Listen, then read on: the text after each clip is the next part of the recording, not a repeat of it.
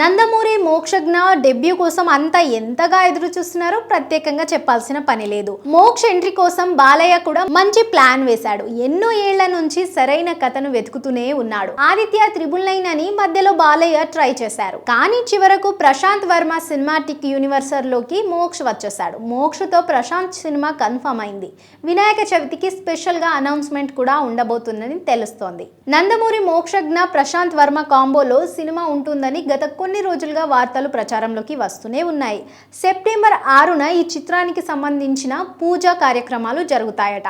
ఇక తాజాగా ప్రశాంత్ వర్మ వేసిన ట్వీట్ లో అందరికీ ఒక క్లారిటీ వచ్చేసింది. సింబా ఈజ్ కమింగ్ అంటూ వదిలిన పోస్ట్ ఇప్పుడు సోషల్ మీడియాలో వైరల్ అవుతుంది. మోక్ష ఎంట్రీ కోసం నందమూరి అభిమానులు ఎంతగా ఎదురు చూస్తున్నారో ప్రత్యేకంగా చెప్పాల్సిన పని లేదు. ప్రశాంత్ వర్మ ప్రస్తుతం హనుమాన్ సక్సెస్ తో పాన్ ఇండియా వైడ్ గా క్రేజ్ దక్కించుకున్నాడు.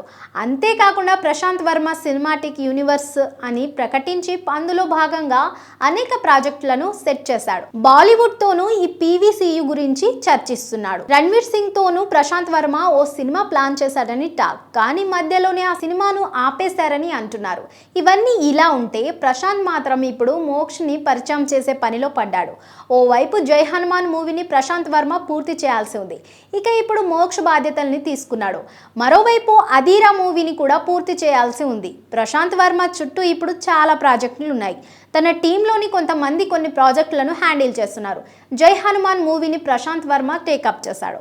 మోక్ష మూవీ మీద కూడా ప్రశాంత్ వర్మ ఫోకస్ పెట్టాడు. ప్రశాంత్ వర్మ సినిమాటిక్ యూనివర్స్ లో భాగంగానే మోక్ష మూవీ ఉంటుందని టాక్. సోషియో ఫ్యాంటసీ కథతోనే మోక్ష తెరపైకి ఎంట్రీ ఇస్తున్నాడు. ఇదొక సూపర్ మ్యాన్ తరహా స్టోరీ అని తెలుస్తుంది. ఇక ఇందులో బాలయ్య స్పెషల్ పాత్రలో ఏమైనా కనిపిస్తాడా అన్నది చూడాలి. జై హనుమాన్ సినిమాను వచ్చే ఏడాది విడుదల చేయాల్సి ఉంది. మరి మోక్ష మూవీకి డెడ్ లైన్ ఏంటో చూడాలి.